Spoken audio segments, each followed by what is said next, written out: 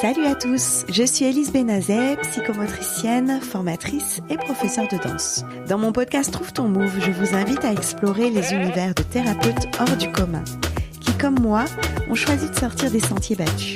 Ensemble, découvrons des méthodes innovantes pour prendre soin de notre corps et de notre esprit. Et si vous souhaitez aller plus loin, n'hésitez pas à me rejoindre sur danser-psychomote.fr pour découvrir mes formations et approfondir vos compétences. Bonne écoute! Derrière chaque œuvre se cache une histoire. Et celle d'Anaïs est tout simplement fascinante. Éducatrice, circassienne, art-thérapeute, mais aussi souffrant de troubles neurodéveloppementaux comme la dyslexie, elle a transformé ses difficultés en force. Dans cet épisode, elle nous emmène dans son atelier, un espace où les mots manquent, mais où les couleurs parlent. Préparez-vous à un voyage artistique et thérapeutique unique. Bonjour Anaïs. Salut Élise. Alors je t'ai invitée aujourd'hui à Trouve ton Move parce que tu as une histoire vraiment originale qui me plaît beaucoup. On s'est rencontrés en travaillant ensemble dans une école de cirque à Lausanne et tu m'as tout de suite plu, tu m'as convaincue. Tu ressemblais un peu à une punk. Mais j'adorais ton côté original et plus on s'est découverte, plus notre lien d'amitié s'est renforcé. Et aujourd'hui, j'aimerais beaucoup que tu partages avec nous ta scolarité assez atypique, ton parcours professionnel et puis aujourd'hui, tout ce que tu as découvert sur toi. Je pense que ça peut inspirer beaucoup de monde. Alors, ma première question, c'est comment toi, tu as vécu ta scolarité, parce que tu m'en as beaucoup parlé. Comment, dans ta petite enfance, tu as découvert que tu avais des troubles neurodéveloppementaux et comment ça a été accompagné? En précisant bien sûr que toi tu viens de Belgique. Oui, une fois je suis belge. Donc moi j'ai fait ma première année primaire, donc à 6 ans. Et c'était un peu compliqué l'école pour moi parce que j'étais toujours en échec, ça allait pas. Et donc on a mis comme étiquette, Anaïs elle est toujours dans la lune, elle n'est pas concentrée, il faut qu'elle travaille plus, on va la faire redoubler. Donc, ils m'ont fait refaire ma première primaire. Et puis là, les problèmes subsistaient. Je faisais toujours autant de fautes d'orthographe. C'était toujours aussi brouillon et sale ce que je faisais. J'étais toujours autant dans la lune. Et ils ont capté en fait que j'étais dyslexique, dysorthographique, dyscalculique, bref, un petit train de 10 qui ont fait que j'ai été accompagnée par une dame qui aidait par rapport à ça. C'est une logopède. Donc orthophoniste en France. Ok. Ouais. J'allais une fois par semaine chez une logopède faire des exercices qui ont peut-être servi à quelque chose, mais maintenant à l'âge de 40 ans, je suis toujours autant dyslexique, dysorthographique. Mais voilà, ça m'a permis en tout cas de pouvoir continuer ma scolarité sans redoubler. Et puis de plus avoir mes 3 à l'envers barrés en rouge parce que c'était faux. Mais qu'il y ait un peu plus de tolérance à ce niveau-là. D'accord. Et toi, tu as des anecdotes, des exemples où tu as souffert un peu de ce regard sur ton trouble avant qu'il soit diagnostiqué d'ailleurs? Ce qu'il y a, c'est que moi, j'ai toujours vu les chiffres avec des couleurs. Enfin, c'est des choses qui me parlaient comme ça. Donc, c'est vrai que quand j'essayais de capter en fait la logique des chiffres, pour moi, ils étaient en couleur. Donc, je prenais souvent mes crayons, puis je les mettais en couleur. Mais ça n'a pas du tout été accepté par la prof parce qu'on ne sort pas ces couleurs pendant les leçons de maths. Et c'est vrai que j'avais des logiques parfois d'apprentissage qui n'étaient pas toujours les mêmes logiques qui étaient attendues de moi. Ouais. Donc ça a souvent été barré. J'ai eu des phrases assez marquantes, en tout cas pour un enfant de cet âge-là, de recevoir des salles écrits en très grand sur mes feuilles, par exemple, parce que ce n'était pas suffisamment propre par rapport à ce qu'ils attendaient. D'accord. Et ça, tu te rappelles d'avoir pleuré? Comment tu réagissais au niveau émotionnel? Tu étais une enfant apaisée ou déjà stressée par tout ça? Alors, ça me stressait énormément. Je me sentais très incomprise. À chaque fois, on me disait « Non, mais il faut que tu fasses plus ». Chaque année, j'avais le prix de l'effort. Mais effectivement, j'avais l'impression de devoir faire des efforts surhumains. J'accumulais beaucoup les émotions, puis je ne savais pas trop comment les exprimer. Donc, des fois, c'était des grosses crises plutôt à la maison.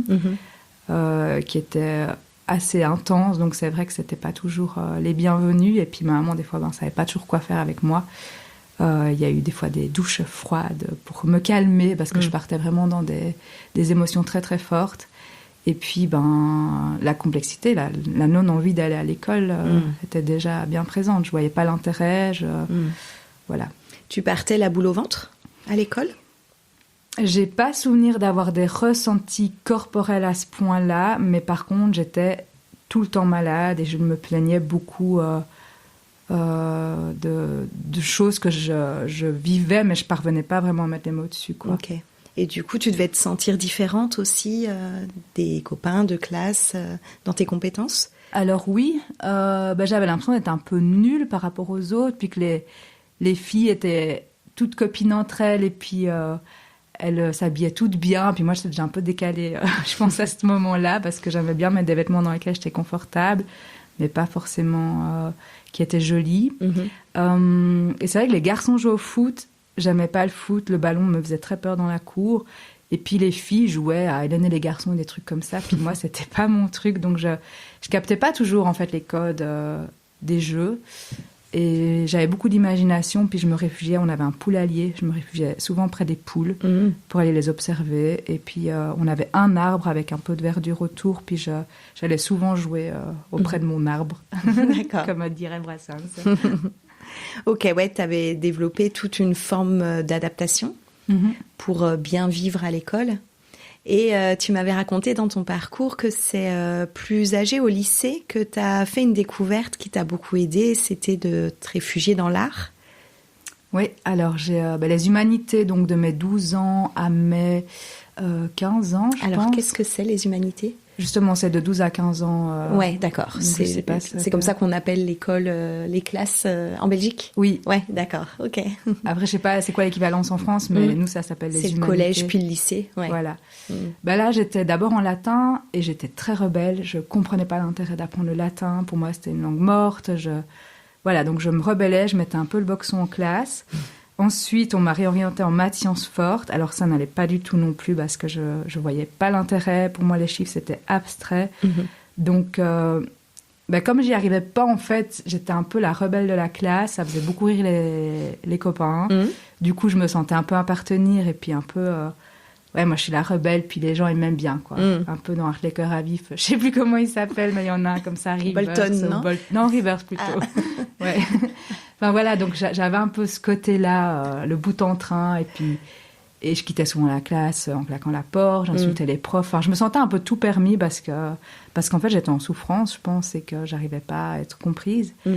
Et donc... je fumais beaucoup de joints à l'époque, je trouve ça important de le dire, parce que c'est vrai que c'était un peu mon moyen à moi de me sentir appartenir au groupe et aussi de calmer mon cerveau, quoi, parce que j'avais l'impression que j'arrivais pas à rester calme en classe. J'étais comme... rester assise, c'était compliqué pour moi, rien faire, c'était compliqué. Du coup, souvent, je dessinais pendant que les profs m'expliquaient, parce que moi, ça m'aidait à retenir. Sauf que quand ils voyaient mes dessins, ils les prenaient, ils les déchiraient, puis j'avais 1 heure de retenue. Ah oui. Donc voilà, puis du coup, j'avais plus mon dessin, donc j'arrivais pas à retenir, enfin voilà. Et puis pareil, en maths, des fois, j'avais la solution, puis j'étais incapable d'expliquer comment j'étais arrivée à ça. Du coup, on me disait, non, mais t'as triché. Et puis l'un dans l'autre, je me suis fait renvoyer de cette école. Ok. Et ça a été très compliqué de trouver une autre école qui veuille bien de moi, parce que sur mon dossier, il y avait écrit que j'avais fumé des joints, que j'étais insolente, donc c'était assez compliqué de rentrer dans une école. Mais il y a une école artistique qui m'a acceptée. Ils m'ont dit, voilà, Anaïs, c'est ok, on te prend, mais une remarque, une absence, un retard, et ciao, quoi. C'est fini. Donc je suis arrivée dans cette école un peu avec l'épée de Damoclès, et puis au final, j'ai eu 3 ans, mais juste magnifique. Je me suis sentie à ma place. Ouais. Tout ce qui était créatif, artistique, ça me motivait à fond. Tous les cours à côté qui étaient le français, ça, les sciences, c'était toujours aussi compliqué, mais comme j'avais cette force de la créativité, en fait, ça m'a soulevée, quoi, ça m'a donné des ailes. Et ouais, je suis vraiment très reconnaissante de cette école artistique. Ouais. Je m'y suis sentie comme un petit poisson dans l'eau, quoi. Ouais. Là, tu as été la bonne élève, tu as été valorisée. Ouais, on peut dire ça. On va dire, ma créativité était vraiment mise à l'honneur, donc... pour eux, c'était génial que j'arrive à avoir plein d'idées comme ça, que j'arrive à faire des associations et du coup, ça me motivait. Puis au plus ça me motivait, au plus j'étais valorisée. Puis Puis du coup, c'était vraiment le bon engrenage pour effectivement avoir des bons résultats et puis être motivée d'aller à l'école et même être déçue quand c'était le week-end ou les vacances. Et je me suis fait là un petit groupe de copines. On était 4 et j'avais l'impression qu'on fonctionnait un peu de la même manière et on se reconnaissait bien entre nous, quoi. Donc c'était assez chouette. Et puis voilà, après, il a fallu que je choisisse soit rester en artistique, mais le Minerval, donc le prix d'inscription de l'école, était très très cher. D'accord. Soit, vu que ça allait pas du tout à la maison, de par mon comportement par contre, qui avait pas trop changé, j'étais toujours aussi rebelle et compliquée à gérer à la maison. Donc soit trouver un métier qui me permette de gagner rapidement ma vie et puis d'être autonome. Et donc, j'ai décidé de faire éducatrice spécialisée en accompagnement psychoéducatif. Tu étais attirée par ça, tu sais un peu pourquoi avec le recul? Je pense que mon premier métier, ma première formation d'animatrice que j'ai eue à 15 ans m'a permis de travailler avec les enfants et je trouvais ça assez fun et ludique en fait, de faire des animations artistiques, sportives et tout avec eux. C'était facile, c'était fluide. Je gérais le truc et donc c'était même limite confortable de pouvoir gérer un petit peu les activités et tout ça, quoi. J'avais beaucoup d'idées puis je pouvais les mettre en pratique. Après, je pense que j'ai été baignée un peu dans ce milieu-là parce que de la famille, on est tous un peu... Il y a des profs, il y a des éducateurs et tout. Je pense que ma mère voulait être aussi éducatrice spécialisée puis elle ne l'a pas été. Donc voilà, je suis devenue éducatrice spécialisée. En Belgique. Ouais. Les études se sont super bien passées aussi. J'ai fait des stages dans différents horizons qui m'ont permis de connaître la psychiatrie, la gériatrie et puis le handicap. Oui. Et j'ai tout de suite été engagée parce que, je sais pas chez vous en France, mais en Belgique, souvent les éducs, c'est très très rapidement engagé, quoi. Oui, il n'y a pas de problème à trouver du travail. C'est ça. Par contre, je me lassais très vite. Du coup, tous les ans, quasi, il fallait que je change parce que voilà, j'avais fait le tour un peu de l'institution et puis la hiérarchie, ça me prenait souvent la tête. Donc voilà. Ouais. Et tu continuais avec ton travail d'éduc à créer? Tu proposais quoi aux patients, aux enfants? Alors très souvent, comme j'avais toujours cette fibre artistique en moi, quasi dans toutes les institutions où j'étais, j'ai une fois monté un spectacle, j'ai une fois ouvert un atelier créatif. Puis à chaque fois, en fait, j'amenais cette touche artistique et je trouvais ça super passionnant. Il y avait avec des personnes handicapées mentales, je leur avais fait créer des marionnettes et puis ils devaient jouer, en fait, avec les marionnettes. Et il se passait des choses, mais tellement, tellement puissantes que je me suis dit, non, mais là, il faut que je demande à la thérapeute de venir parce que c'est fou, en fait, ce qui se passe. Il y en a qui étaient mutisme, et puis une fois qu'on leur donnait les marionnettes, ils commençaient à faire parler les marionnettes, donc ils parlaient en fait derrière. Donc je trouvais ça super, super intense. Et quand la thérapeute venait, elle disait, il faut qu'on fasse quelque chose avec ça. Toi, t'animes les ateliers artistiques, et puis moi, je suis là en tant que gérante de toute la partie thérapeutique qui se passe derrière ça. Alors je trouvais ça cool, et en même temps, j'avais une petite frustration de moi de me dire, moi aussi, je voudrais bien faire ça, quoi. Être dans la thérapie. Être dans la thérapie, exactement. Ouais. Et puis, en tant qu'éduc, ça me manquait beaucoup aussi le côté plus... parce que là, j'avais tout le côté créatif, artistique. Mais comme le côté un peu mouvement me manquait, je me suis formée en tant que prof de cirque. D'accord. Aussi à la Haute École de Bruxelles. C'est une formation pédagogique sur 1 an. Et puis, on a une 12aine à sortir de là par année. Donc, c'est très chouette comme formation, très intense. Toi, tu avais déjà une pratique corporelle, enfant, ado? Comment t'es venue au cirque? Alors, je pense que, justement, j'ai toujours eu du mal un peu à rentrer dans des sports, dans des trucs comme ça, parce que, les sports d'équipe, c'était pas forcément mon fort. Les autres sports, je voyais pas trop d'intérêt. Donc, le cirque, c'était un peu un truc marginalisé. Pluridisciplinaire, il y avait un peu de tout. Si on en avait marre de jongler, on pouvait marcher sur un fil ou sur une boule ou faire du trapèze. Enfin, ça touchait tellement de choses que c'était un peu comme dans mon cerveau, quoi. Je me dis, chouette, là, je peux m'alimenter de plein de défis. Quand j'arriverai à jongler, en fait, je peux passer à autre chose et puis switcher comme ça. Donc, je trouvais ça très chouette. Je suis un peu, comme on dit, tombée en amour de cette pratique. D'accord. Mais plus pour l'enseigner que pour moi-même. Oui. Je prends beaucoup plus de plaisir à enseigner le cirque qu'à être sur scène. En fait, je déteste être sur scène. D'accord, ouais. C'était pas la mise en lumière que tu souhaitais. Non, pas du tout. D'accord. Donc, tu te formes 1 an à Bruxelles, et puis après, tu travailles direct dans le cirque? Alors, petit à petit, j'obtiens mon statut d'artiste. Je pense que c'est l'intermittence chez vous en France. Ouais. Donc, c'est l'idée d'avoir des contrats un peu à gauche, à droite, en tant que prof de cirque, ou parfois je faisais des expositions aussi avec mes peintures. Des fois, je vais aller animer des ateliers dans des écoles, aussi bien artistiques pour faire des fresques, ou des ateliers cirque avec les enfants les plus turbulents pendant les cours de récréation. Donc, je vivais un peu comme ça, quoi, avec des petits contrats à gauche, à droite. Et c'était très, très agréable jusqu'au jour où il y a eu une réforme. Ils ont décidé que les plasticiens n'avaient plus leur place dans le monde des statuts d'artistes, qu'il n'y aurait plus que les gens en intermittence du spectacle. Et puis là, moi, mon statut s'est arrêté. D'accord. Ça t'a mis en difficulté, en insécurité? Ça m'a mis en insécurité. Ça m'a mis aussi dans le doute de me dire, mais en fait, j'ai plus envie d'être éduque. J'ai vraiment envie de vivre de ce que j'aime. Et c'est là que j'ai reçu une offre pour aller travailler en Suisse en tant que prof de cirque à plein temps. Ok. D'accord. Donc, tu t'es dit, je déménage. J'ai pris mon van. J'habitais dans un van à cette époque-là. Oui. J'ai roulé jusqu'en Suisse. J'ai dit, j'y vais pas. Si mon van tombe en panne, c'est que j'y vais. Et puis, il est tombé en panne. Donc, j'y suis allée. Et voilà. Mais au départ, je partais 1 an pour gagner des sous et puis revenir et puis faire...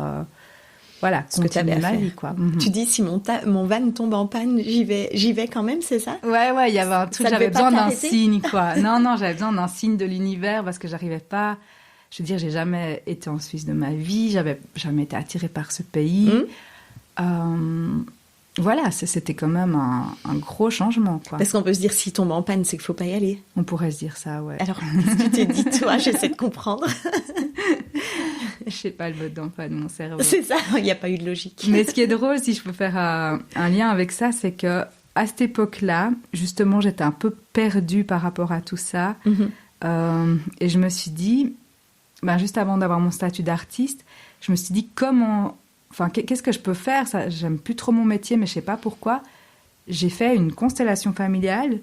Et puis, durant la constellation familiale, on s'est rendu compte que le métier d'éduc, en fait, c'était un poids pour moi. Donc, j'avais une grosse caisse dans les mains, puis qu'il fallait que je rende ce poids à quelqu'un. D'accord. Et je l'ai rendu symboliquement à ma mère.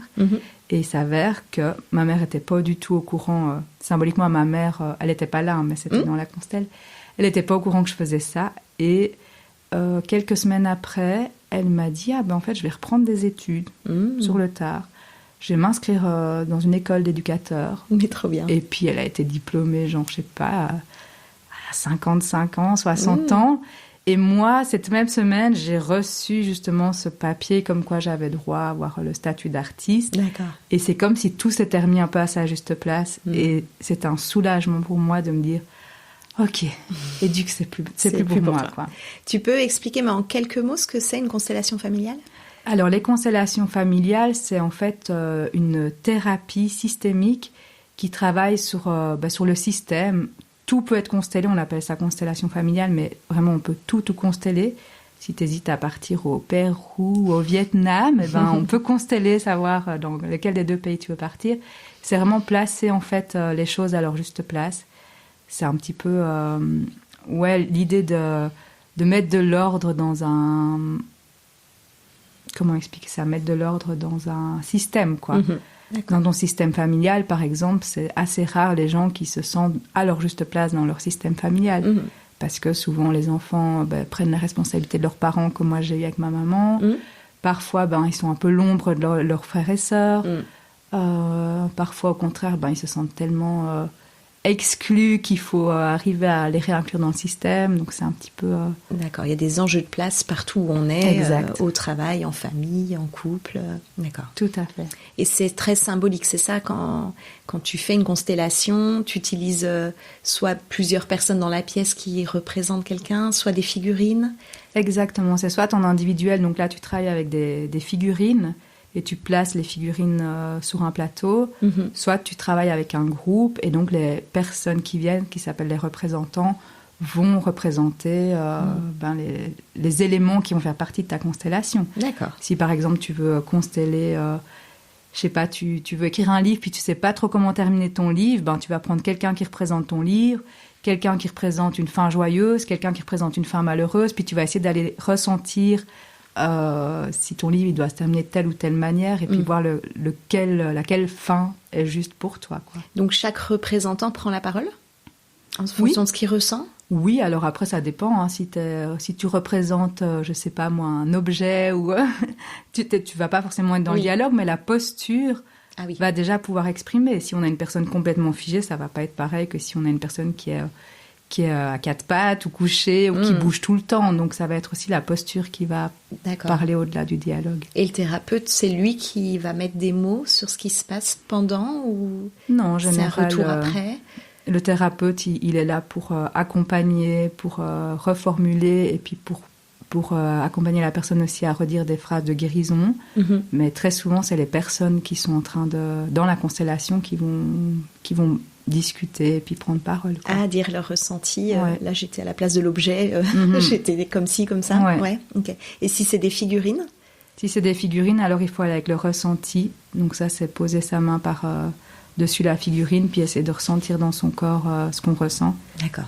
Puis partir de ce qu'on ressent du corps. Ce départ-là et d'élaborer après assez librement, en fait. Voilà, ça paraît très magique et très haut perché, mais je pense que pour la comprendre et l'intégrer, c'est vraiment quelque chose qu'il faut vivre. Parce que même moi, avec mon cerveau hyper cartésien, des fois, je suis là... Hein? Mais quoi, comment ça a pu marcher, quoi. Ouais. Mais une fois qu'on le vit, on se dit ah ouais, quand même, quoi. Ça devient évident. Ouais. D'accord. Ouais. Donc c'était la parenthèse constellation familiale.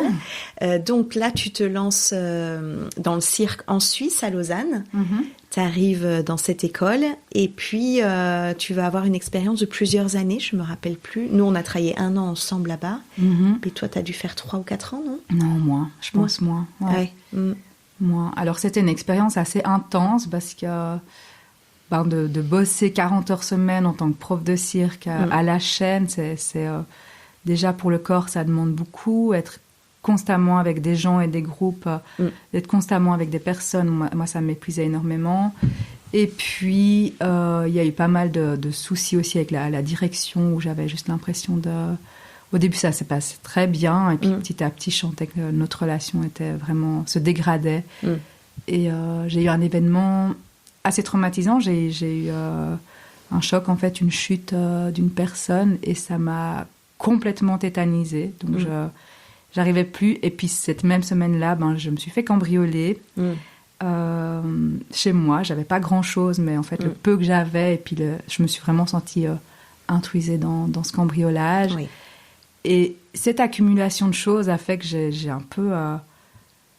j'ai dû mettre en arrêt, quoi. Ça allait plus.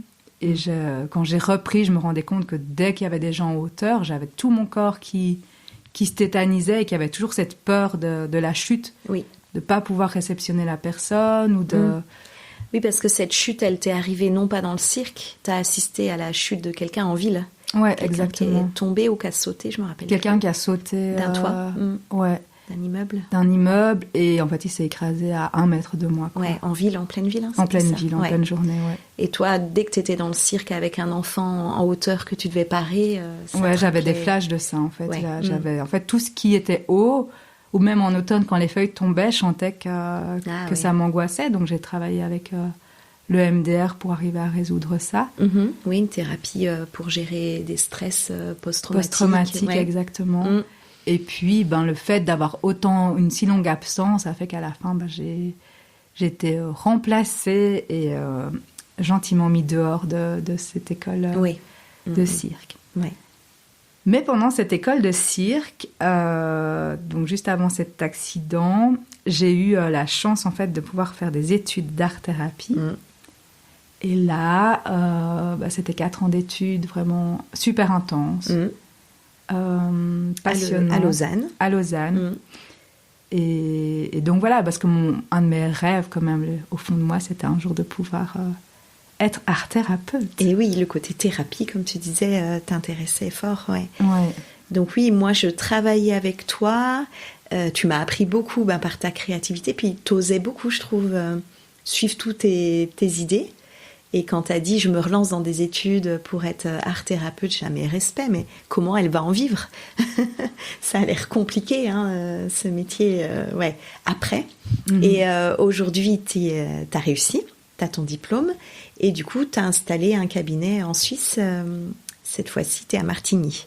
Oui, exactement. Alors, raconte-nous un petit peu comment tu es passée d'étudiante en art-thérapie à art-thérapeute, et par quelle phase tu es passée? Alors, j'ai été engagée dans une institution juste après, quand j'allais mieux. Oui. J'ai été engagée dans une institution avec des enfants, des adolescents et des adultes avec handicap. Et là, je faisais mes études en même temps. Et comme je faisais des études qui demandaient de faire des stages pratiques, j'ai pu mettre en place un atelier d'art-thérapie dans l'institution où je bossais. Donc ça, c'était juste une chance incroyable. Vraiment, la vie m'avait souri, parce que pouvoir travailler, être rémunéré en faisant son stage et puis en étant supervisé en plus par une thérapeute qui était sur place, c'était incroyable. Donc j'ai fait ça. J'ai également pu faire des stages un petit peu à gauche, à droite pour travailler avec d'autres populations. Et puis, j'ai réussi ce fameux diplôme qui demande quand même énormément d'investissement parce que c'est un travail sur soi, c'est des remises en question, c'est... La création? La création, ça, c'était assez fluide pour moi. Toujours, Ouais, mais c'est vrai que... Même si ça parlait de toi plus? Oui. Tu t'es toujours servi de l'art pour aussi parler de toi, oui, pense, c'est ça. J'ai réussi justement à extérioriser aussi certaines choses par ce biais-là, à oser, puis à me dire, là, c'est un terrain de jeu, puis on va y aller comme ça. Après, c'est vrai qu'il y a pas mal de théories, il y a pas mal de branlettes cérébrales, comme j'aime l'appeler, parce que des fois, on arrive avec des concepts, et puis il n'y a qu'une fois sur le terrain qu'on arrive à capter pourquoi on nous a bassinés avec ça, parce que sinon, c'est pas très concret, quoi. Le lien théorico-clinique, tu l'as fait après? J'ai clairement plus fait sur le terrain, et puis et par la suite, refaire des lectures ou des formations en fonction de ce que je vivais sur le terrain. T'achètes beaucoup de livres. Oui. Je devrais être sponsorisée par la bibliothèque. Ok, et après, donc, t'as déménagé?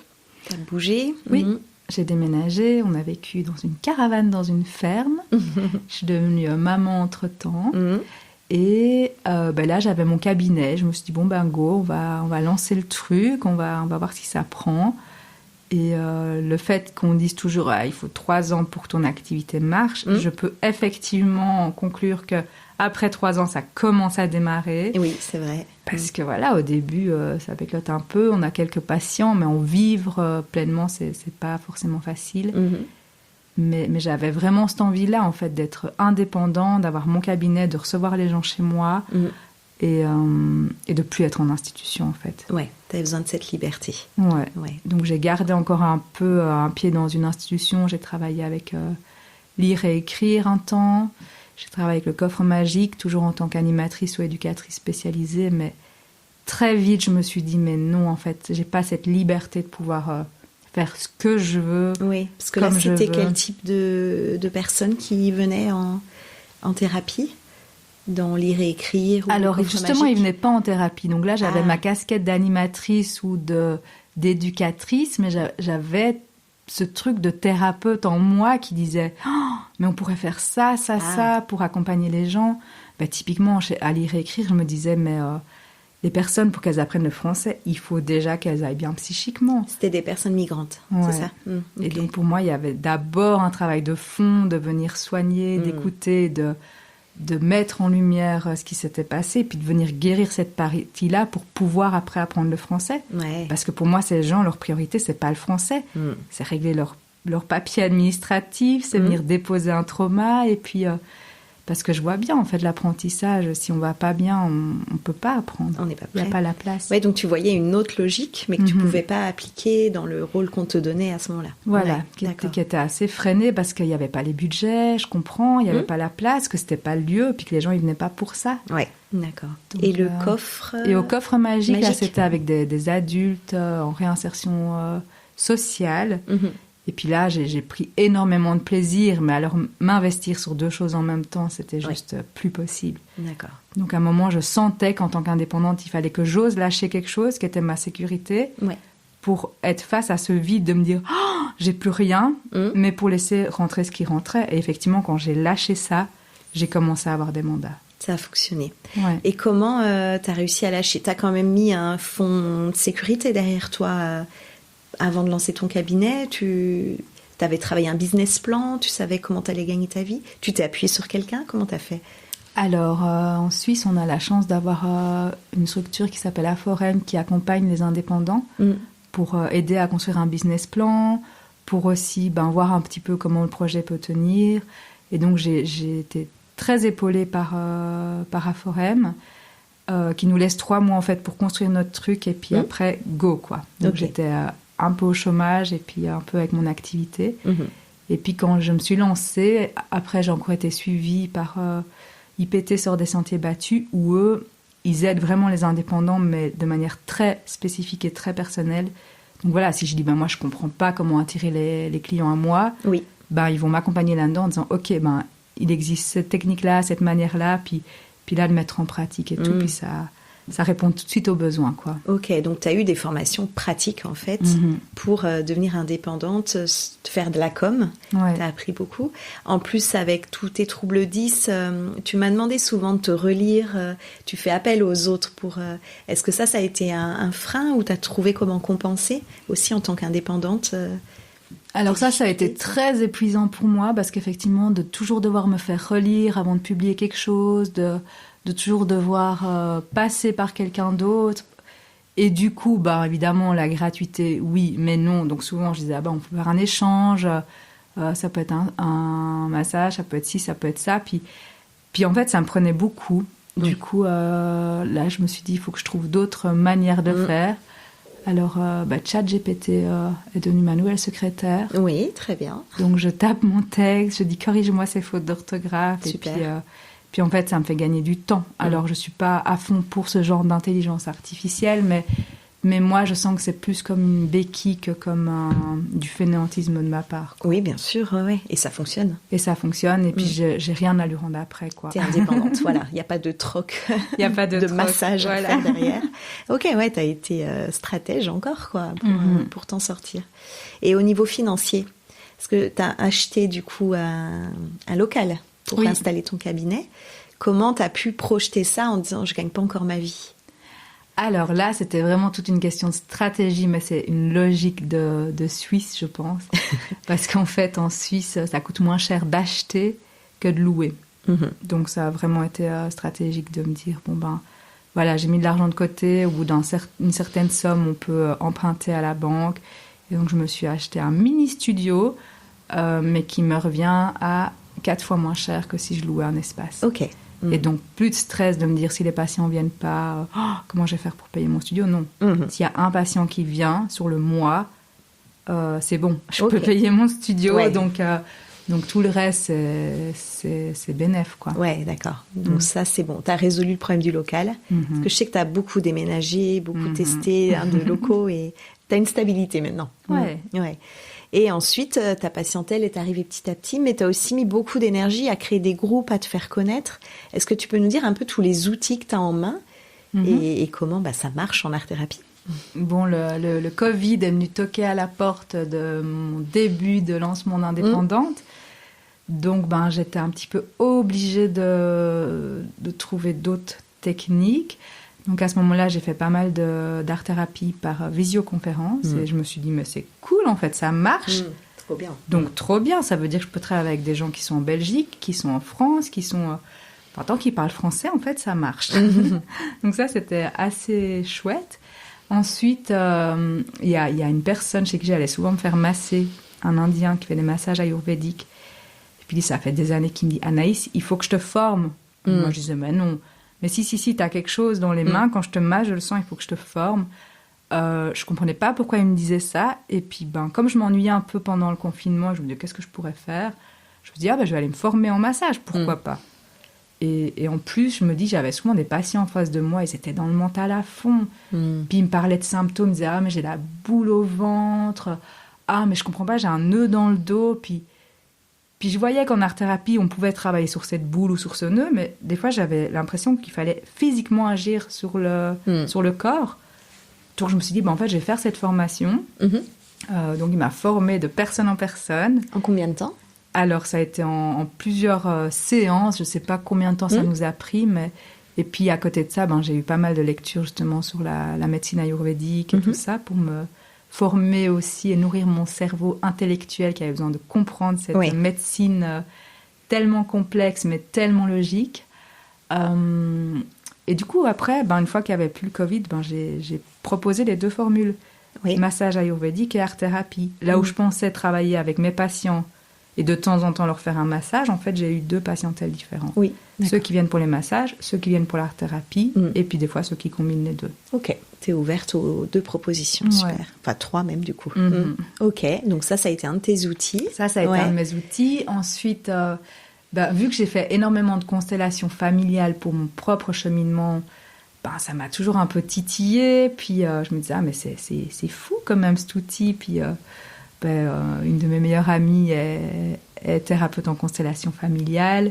Et là, elle a commencé à donner des cours pour former les gens en constellation familiale. Et donc, j'ai dit, go, on y va. Donc, j'ai fait une masterclass avec elle pour faire des vidéos qui seront mises en ligne pour que les personnes qui veulent s'informer ou se former en ligne avec les constellations puissent le faire. Ou en tout cas que les élèves qui sont déjà formés puissent regarder les vidéos pour se faire des piqûres de rappel, parce qu'on ne peut pas vraiment se former en constellation en regardant 6 vidéos, quoi. Et puis voilà, et puis là je continue là-dedans parce qu'en fait ça me passionne. Et elle m'avait un jour invitée comme représentante en art-thérapie pour combiner art-thérapie et constellation familiale. Et en fait, ça match, quoi. On peut consteller un dessin. On peut partir d'une situation et ensuite la créer en dessin ou en sculpture. Enfin, c'est vraiment une technique qui marche et qui est super puissante. Oui, c'est ce que tu me disais. Tu as des résultats tellement prégnants, forts, que tes patients n'ont plus besoin de revenir après une constellation familiale. Ouais, alors c'est vrai qu'en art-thérapie, en général, les gens ils viennent entre 5 et 10 fois. Et puis après, les résultats arrivent. Et c'est vrai que certains patients, on constelle une problématique, puis la fois d'après, ils viennent, ils font « Non, mais en fait, c'est bon, c'est réglé. » Je suis là « Ok. » C'est trop efficace. Alors, voilà, après, il faut que je repense à ma manière de bosser la chose. Est-ce que je propose soit des constelles, soit de l'art-thérapie? Est-ce que je combine les 2? Est-ce que je prends plus de nouveaux clients? Et puis, je sais que c'est, entre guillemets, des one-shots. Pour une constelle, bim, hop, et puis et on passe à autre chose. Ouais, c'est ça. C'est nouveau pour toi. C'est nouveau, donc j'accueille, j'accepte, j'aime la nouveauté, et puis on rebondit, quoi. Et puis, dans tes outils, tu as le travail en groupe, où tu proposes la création. Alors là, je pense que tu as une liste incroyable de tout ce que tu proposes, entre les cartes postales, la gravure, les carnets créatifs. Alors oui, c'est vrai que dans mon cabinet, il est tout petit, donc c'est souvent l'individuel. Oui. Donc j'ai eu la chance, juste avant le Covid aussi, que Carandache me contacte pour faire une collaboration. C'est une entreprise. Carandache, c'est les crayons. Des crayons de couleur. Je connais pas. La marque de crayons de couleur. Je suis pas une créative manuelle, moi. C'est une des marques les plus connues des crayons de couleur. Enfin, ils font plein d'autres choses aussi, quoi, mais... C'est basé à Genève, et puis ils m'ont contacté pour me proposer en fait de m'envoyer dans des EMS, donc avec les personnes âgées, ce que vous appelez les EHPAD, les EHPAD, pour faire des ateliers art thérapeutique. Donc j'ai commencé comme ça, j'ai reçu une valise avec plein de matériel. Le rêve. Le rêve. Pour toi. J'étais au paradis. Et puis je partais avec ma petite valise, et puis là maintenant ça fait gentiment 4 ans que je bosse de l'art-thérapie dans les EMS, plus avec Carandache parce qu'il y a eu un changement de direction, puis ils ont trouvé que c'était pas forcément, ça faisait pas partie de leur priorité. Donc j'ai continué à mon compte, et puis ça m'a permis aussi après de me dire mais le groupe c'est chouette, les institutions c'est chouette, donc qu'est-ce que je peux faire pour bosser aussi avec les groupes? Donc je propose des ateliers carnets créatifs. Qu'est-ce que c'est un carnet créatif? Un carnet créatif, c'est un carnet dans lequel on va explorer l'écriture automatique, le collage, le dessin, la peinture, en partant à chaque fois de thématiques différentes. L'autre fois, par exemple, j'ai travaillé sur le nom, notre prénom. On a joué avec les lettres, on a essayé de mettre en image tout ça, de comprendre l'origine, qu'est-ce que ça nous évoquait. Puis je fais vraiment tout un travail autour d'une thématique, et puis on va en profondeur, quoi. On Trop ouvre bien. des portes et encore des portes et encore des portes. Et en général, on sort de là avec un peu des explications ou quelque chose de plus fluide pour nous. Ok. Comme mon local est trop petit, je vais dans des cafés. Il y a le VG pour le moment qui m'accueille. C'est un très chouette restaurant végétarien où je fais des activités dans cet endroit-là. Ok.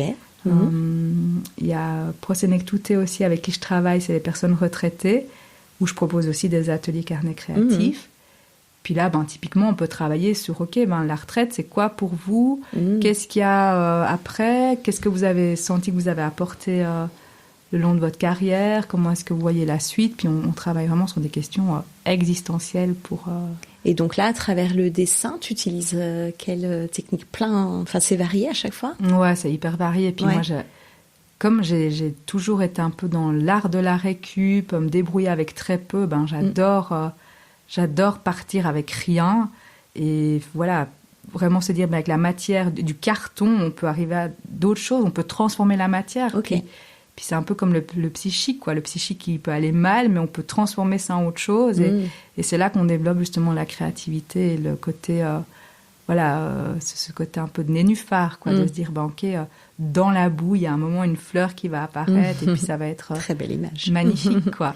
Et j'imagine que surtout des adultes, ils peuvent avoir des freins à se dire, mais je sais pas dessiner, je suis pas créatif, je suis pas manuel, comme moi je peux dire, par exemple. Ah, c'est les pires, hein.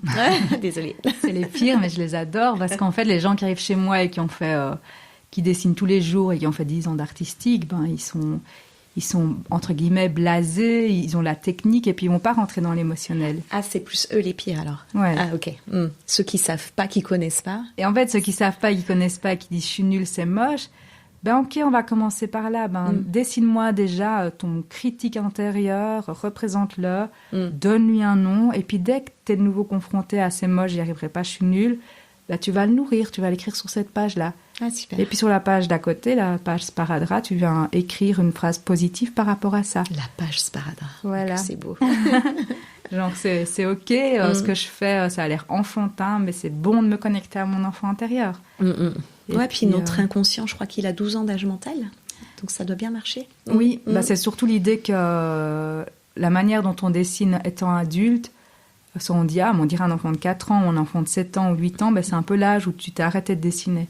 Ah, et quand tu reprends à l'âge adulte, tu reprends à l'âge où tu t'es arrêté. D'accord. Et c'est pour ça que quand les gens me disent « Ah, mais tu dessines trop bien », en fait, je me suis jamais arrêtée de dessiner. Oui. Donc ça évolue, donc c'est un muscle, et c'est comme le sport. Au début, ça fait des petites courbatures, mais j'amène les gens dans un truc tellement ludique, tellement fun, que c'est léger, et les prises de conscience sont souvent... fortes.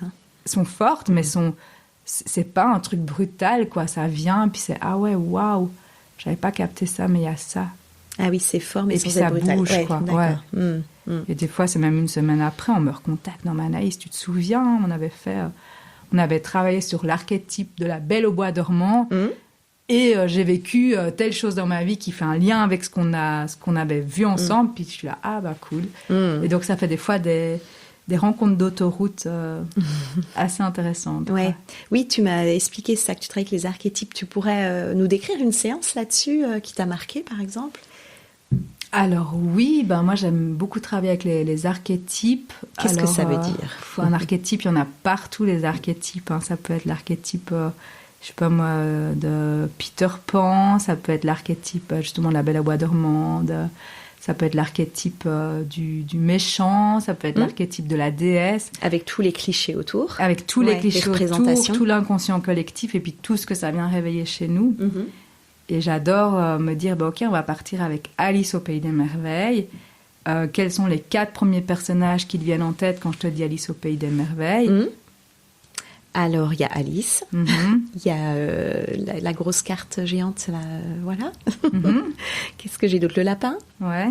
Et puis Johnny Depp. Ah, Johnny. Tu sais, avec son chapeau. Ouais.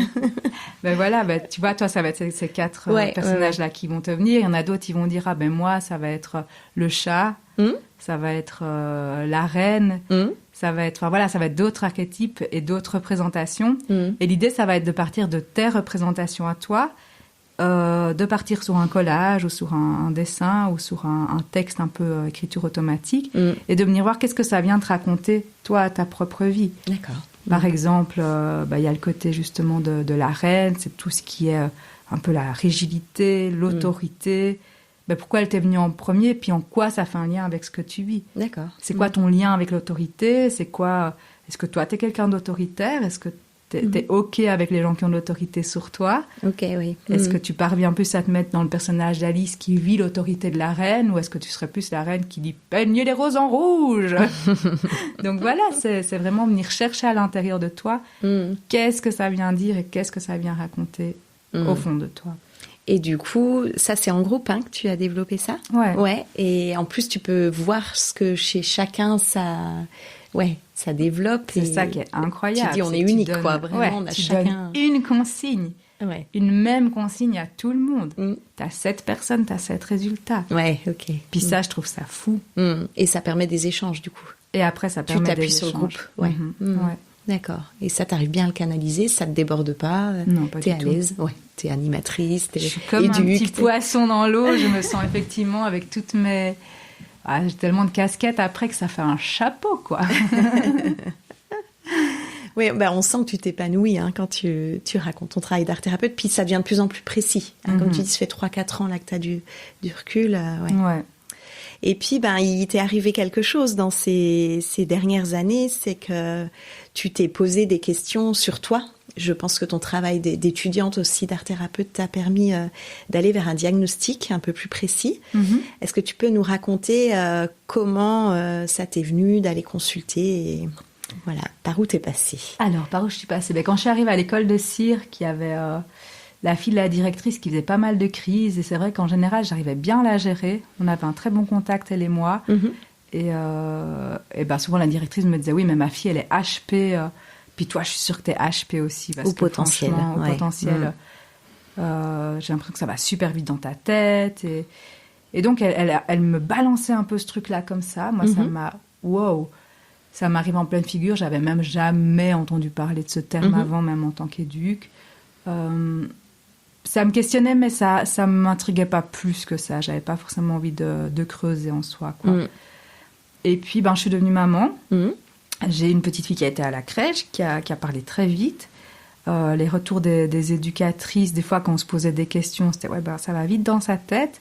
Les retours des gens autour de moi disaient non, mais ta fille, elle est quand même vachement spéciale, elle est assez atypique. Elle a des réflexions quand même assez étranges. Mais comme c'est ma fille, et que je fonctionne un peu comme ça, je le voyais pas forcément. Les cordonniers les plus mal chaussés, n'est-ce pas? Donc je me suis dit, peut-être ça va vite. Est-ce qu'elle aurait un haut potentiel et du coup ça la mettrait en difficulté émotionnelle pour plein de choses. Alors je me suis dit que j'allais éventuellement lui faire passer les tests. Mais je voulais pas la lancer dans ce truc-là sans être passée avant pour aller tâter le terrain. Donc je me suis dit, moi je vais faire les tests pour moi, pour voir comment c'est, puis si c'est OK que je la lance dans ces démarches-là. Et pendant les tests, il s'est avéré que le résultat était que il y avait une intelligence élevée, machin, un profil HPI, voilà, mais il y avait aussi des suspicions de TSA, trouble du spectre autistique, SDI, sans déficience intellectuelle. Et puis là, c'est un peu comme quand tu vas chez le docteur, tu dis bonjour, j'ai mal à la gorge, et puis tu te sors de là, et puis en fait, t'as un plâtre au pied, quoi. Voilà. Et moi, ça m'a juste fait dire what, mais autiste, quoi. Enfin, c'était fort, c'était violent, parce que j'avais une image de l'autisme tellement handicapant, tellement grave, tellement que c'était très compliqué et très confrontant pour moi. En même temps, c'était qu'une suspicion. Oui. Mais alors moi, vivre avec une suspicion, c'était pas possible. Ouais. Donc il a fallu que j'aille plus loin et que je prenne mon courage à deux mains, parce que j'étais déjà épuisée des tests pour le QI intellectuel. Oui. Et me relancer dans une batterie de tests, je savais que ça allait me demander beaucoup, mais là, je sentais qu'il fallait que je le fasse, quoi. Que t'aies tes réponses. Je me dis là, c'est pas possible que je sois passée à côté de ça, que j'ai besoin de savoir, en fait. Et oui. Et oui, parce qu'on peut rappeler que le profil de haut potentiel intellectuel, c'est un profil, c'est pas un diagnostic. Ça explique pas les difficultés, les troubles que tu as pu rencontrer dès ton enfance. Un HPI, la plupart vont très très bien. Et s'il n'y a pas de troubles associés, c'est des personnes très heureuses, qui ont des capacités d'adaptation de vie sociale plutôt excellentes. Et que là, il fallait creuser sur tout ce qui posait question derrière. Donc, merci beaucoup pour ton témoignage, ton parcours. Et on va faire un autre épisode ensemble pour que tu nous racontes ton parcours de diagnostic. Et aussi aujourd'hui, tout ce que tu en fais, parce que tu crées du contenu autour de ça. Oui. Tu as développé une chaîne YouTube. Exact. Voilà, et puis tu t'en sers dans ton travail et tu as envie de développer d'ailleurs et partager tout ça auprès des professionnels et des personnes atteintes d'autisme. Exactement. Donc rendez-vous au prochain épisode. Rendez-vous au prochain épisode. Merci à toi. Ciao.